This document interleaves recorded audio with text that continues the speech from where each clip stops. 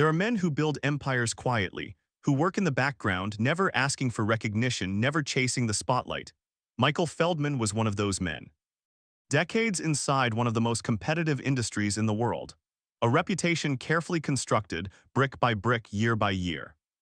A name that carried weight in rooms most people never get invited into. And then one day, a single conversation changed everything. Tommaso Cioni didn't walk into this story as an enemy. He wasn't a rival circling from a distance. He wasn't a stranger with something to gain. He was someone who knew Michael Feldman from the inside, someone who had watched, listened, and quietly remembered. And when Tommaso finally spoke, what came out wasn't just criticism. It wasn't the kind of professional disagreement that gets resolved over a phone call and forgotten by the following week. It was something that made people stop, pause, and ask, how did no one see this sooner? The story you're about to hear isn't built on rumors. It isn't stitched together from anonymous tips or tabloid whispers. It's built on what was said publicly, what was documented, and what the people closest to this situation chose to reveal when they felt they had absolutely no other choice. Some things stay hidden for years, not because evidence doesn't exist, not because nobody noticed, but because the people who noticed understood very clearly the cost of saying something out loud. Tommaso Cioni understood that cost. He paid it anyway. And what happened after that, what unraveled, what was exposed, and what it meant for everyone whose name was connected to this story deserves to be told carefully, slowly, honestly. So let's go back to the beginning. To understand what Tommaso Cioni revealed, you first have to understand who Michael Feldman actually was before any of this came to light. Not the version that existed in press mentions or professional introductions. The real version, the one built across years of quiet, deliberate work in an industry that has no patience for the underprepared and no mercy for people who show weakness at the wrong moment. He didn't rise to prominence overnight. That's the first thing people get wrong when they try to tell this story too quickly. They skip the years. The long, unglamorous years of building something from almost nothing. Of learning which relationships to cultivate, which rooms to enter, and which ones to wait outside of just a little longer. Michael Feldman understood that game, more than most people realized at the time. He operated in a world where trust functions as currency.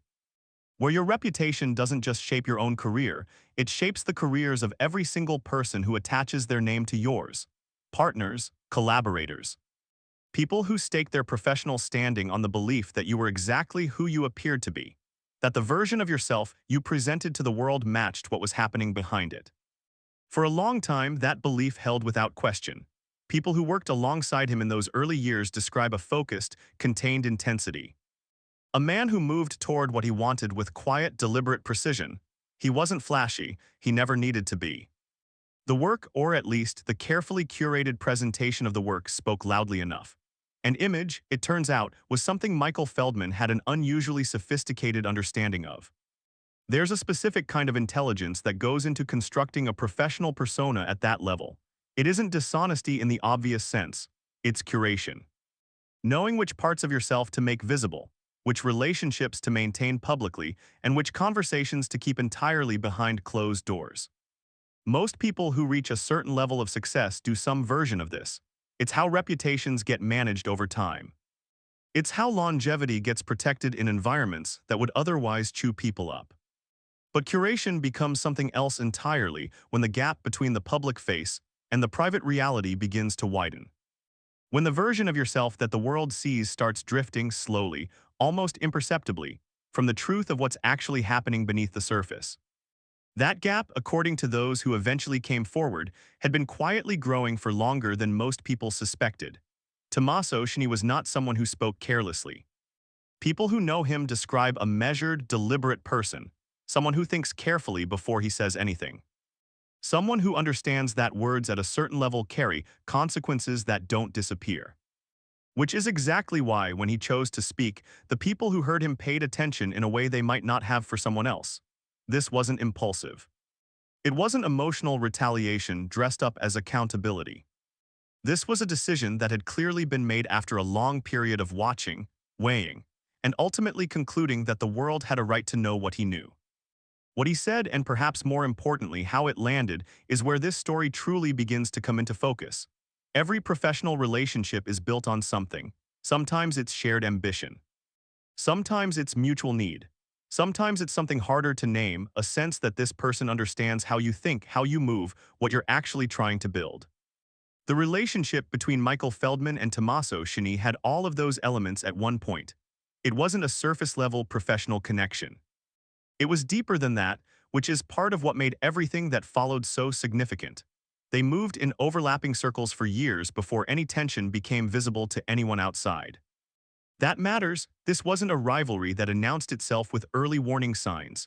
There was no visible friction, no moment that outsiders flagged as the beginning of something. From the outside, things look stable, functional, normal, but stability in professional environments, especially at certain levels, is often more performance than reality.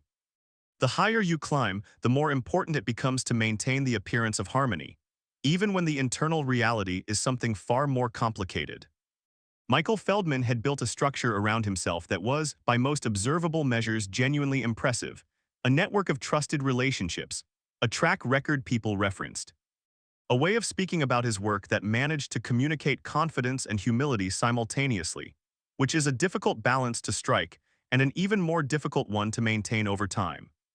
These are not small things. These are exactly the qualities that earn loyalty, that create advocates in rooms you're not in, that make people want to align themselves with your name and extend trust before you've explicitly asked for it. And for years, that structure held without visible strain. The people inside his circle operated with a shared set of assumptions, that the foundation was solid, that the values being communicated publicly were consistent with the decisions being made privately, that the trust they'd extended was being genuinely honored. Tommaso Cioni somewhere in that period began to question those assumptions, and it didn't begin with a dramatic revelation. It never does. It starts with something small, a detail that doesn't fit cleanly, a moment where the explanation given and the observable reality don't quite align. You set it aside the first time. You extend benefit of the doubt because that's what people operating in good faith do.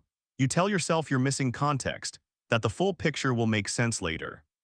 But then another moment arrives, and another, and eventually the accumulation of small things stops feeling like gaps in your own understanding and starts feeling unmistakably like a pattern. That was the shift, that quiet, irreversible shift from confusion to clarity, from wondering whether something was wrong to accepting that something had been wrong for a very long time. According to accounts that later emerged, the tension didn't become undeniable until a specific window of time, a period when consequential decisions were being made that would leave lasting marks on multiple people. The details, as reported, pointed toward a persistent disconnect between what was being communicated internally and what was actually happening in practice. Commitments made and then quietly walked back, versions of events that varied depending on the audience receiving them. Situations where the story told to one group of people simply didn't match the story being told to another. This is the part those close to the situation found hardest to sit with. Not necessarily the actions themselves, but the apparent ease with which the narrative surrounding those actions was being managed and maintained. Because managing narrative at that level requires a very particular skill set, you have to understand your audience with precision. You have to know what they want to believe and then provide just enough to keep that belief intact. It isn't loud manipulation. It doesn't announce itself. It's quieter and, in some ways, more difficult to confront. The careful, patient work of ensuring that the story living in people's heads remains the story you chose to give them. Tommaso Cioni reached a point, by his own account and according to those familiar with his perspective, where continuing to exist inside that structure was no longer something he could justify to himself. There's a genuine moral weight to that kind of decision. Speaking out in environments like this one isn't free. The professional costs are real. The social costs are real. And there's always the risk of being reframed, of having your credibility challenged by the very system you're attempting to hold accountable, of becoming the story instead of the person telling it. These are calculations anyone in a similar position has to run honestly, and most people, when they do, choose silence, not from cowardice, but because the math almost never works in favor of the person who speaks first. Tommaso Cioni apparently decided the math wasn't the point. When he began raising questions carefully, according to reports, and through the appropriate channels initially, the response he received told him something. Not about the specific issues he'd raised, about the system surrounding them, about how protected certain things were. about how deeply invested certain people had become in keeping the existing narrative exactly where it was. That response didn't silence him. If anything, it brought things into sharper focus. As more details began to surface, the picture that formed was more complicated than a simple conflict between two people. It pointed toward something more structural, something that went beyond individual choices and raised broader questions about the environment in which those choices were being made. Questions were raised, and these are questions, not conclusions, about whether the image Michael Feldman had carefully maintained was actually consistent with how certain decisions had been handled behind it. About whether the people who had placed trust in that image had been given the information they needed to do so with clear eyes. According to investigators and individuals who later came forward, there were aspects of the situation that had been kept from public view. Not through elaborate concealment, but through the kind of strategic omission that is, in certain respects, harder to detect and harder to challenge than direct dishonesty. Strategic omission doesn't leave fingerprints. It operates by allowing assumptions to fill the spaces where information should be. People believe what they have been quietly permitted to believe, and they never think to ask about the things they weren't told, because they had no way of knowing there was anything to ask about. That mechanism is what made some people uncomfortable when this story began to break open. Not outrage, though that came, something closer to recognition. Because anyone who has spent time inside a professional environment of any size has encountered a version of this dynamic. Smaller, perhaps, less consequential, but structurally familiar in a way that's difficult to dismiss. The gap between the official account and the fuller truth, the way that gap gets quietly maintained. The people who are aware of it and say nothing. The unspoken understanding that certain subjects simply aren't raised. Tommaso Cioni stepping outside that understanding was genuinely unusual. And the reaction that followed, according to reports, revealed as much about the broader environment as it did about any individual within it. The attempts to manage the fallout followed patterns that people familiar with these situations recognized without needing them explained. The challenge to the messenger's credibility. The reframing of the disclosure as personal grievance. The quiet pressure applied through professional networks. The suggestion that whatever was being described was exaggerated, misunderstood, or motivated by something other than what it appeared to be. None of it addressed the substance of what had actually been raised. And for many people watching, that absence of any substantive response was, in itself, a form of answer. There is a particular kind of exhaustion, quiet and heavy, that comes with carrying knowledge you haven't yet decided what to do with. People who have lived in that space describe it with a consistency that's striking. It doesn't feel like standing at a dramatic crossroads. It feels more like a low, persistent pressure that sits at the edge of everything, present in every professional interaction, present in every decision about how much to say and to whom and when, present in the silences that accumulate around something unresolved. Tommaso Cioni, by all accounts, carried that weight for longer than most people around him knew. What's easy to overlook, what gets lost when a story like this gets compressed into its most shareable form, is what that period actually demands of a person. It requires you to keep functioning normally, to maintain relationships, to engage with the world as though you haven't already made a decision that will change things in ways you can't fully predict or control. It requires a kind of sustained, quiet endurance that almost never gets acknowledged, because the stories we tell about people who come forward tend to begin at the moment they speak. We skip everything that came before, the years of internal negotiation, the times they came close to saying something and pulled back. The times the weight of it became almost unbearable, and they found a way to absorb it for a little longer. By the time Tommaso spoke, publicly, on record, in terms that couldn't be softened or explained away, he had reached a point where silence had simply become unlivable. What he described, according to those who were present, was not delivered with performance or visible emotion. It wasn't the kind of account built on feeling, it was careful, grounded. Specific in the way that only comes from direct, sustained observation rather than interpretation. The kind of account that is harder to dismiss precisely because it doesn't reach for sympathy. It simply asks people to look at what's in front of them. And what was there, once people looked carefully, raised serious questions about the nature of the trust that had been extended to Michael Feldman, about the decisions made inside that trust, about the people affected by those decisions who had, at the time, no idea they were operating on a fundamentally incomplete understanding of the situation they were in. No official conclusions have been reached on all aspects of this. The full picture, as is true of most situations with this level of complexity, remains genuinely contested in certain areas. But the questions themselves, the ones Tommaso Cioni placed into the world, don't dissolve simply because they're uncomfortable to sit with. Stories like this one rarely arrive at clean resolution. That's one of the things that makes them genuinely difficult to tell and genuinely difficult to receive. There's a very human pull toward wanting a clear outcome. A defined line between right and wrong. A straightforward narrative of wrongdoing met with accountability.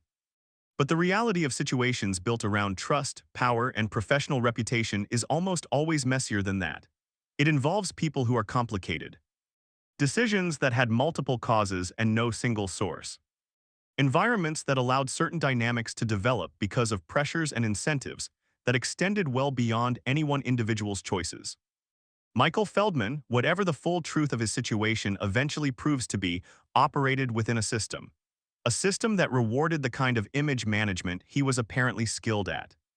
That created conditions where the gap between public presentation and private reality could exist and persist, without immediate consequence. And without the people most affected by it ever being given the chance to make truly informed decisions about their own involvement. That doesn't diminish individual responsibility, it never does, but it complicates the story in ways that matter. It shifts the question from simply who did what toward how environments get built that make these dynamics not just possible but predictable. What those environments reward. What they consistently overlook, who they protect and who they leave exposed.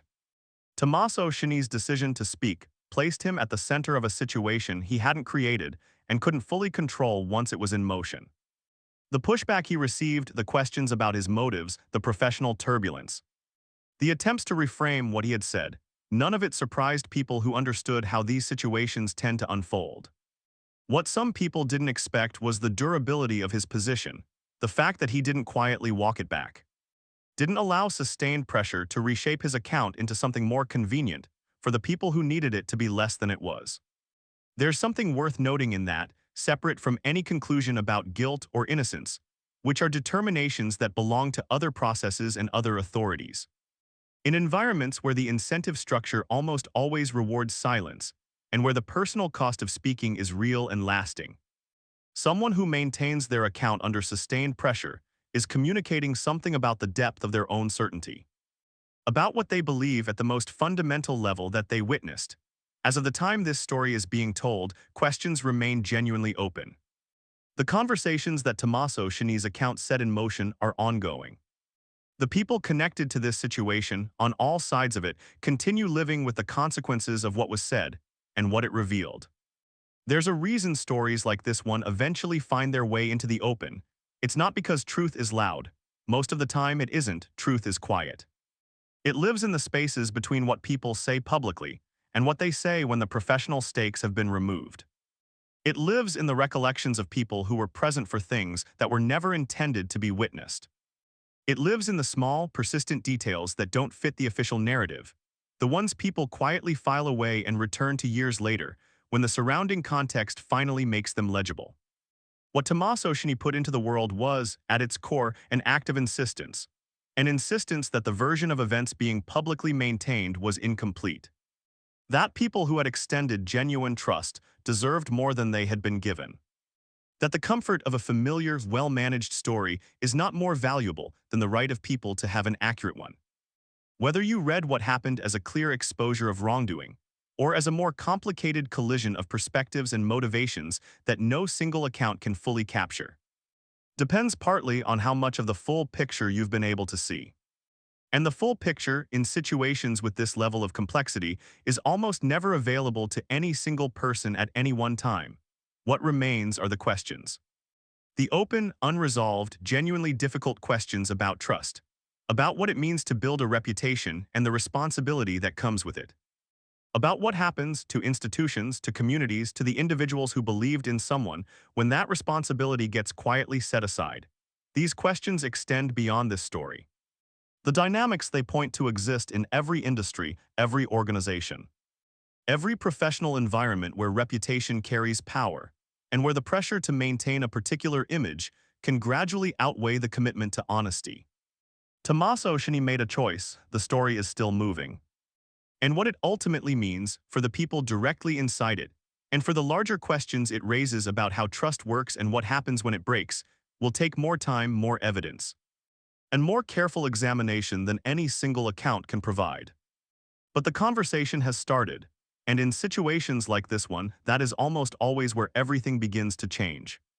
If this story stayed with you, not just because of these two men, but because of what it touches about trust, about silence, and about the cost of finally speaking, leave a thought in the comments. These conversations matter more than you might think. They're how we process complicated things together, honestly and without judgment.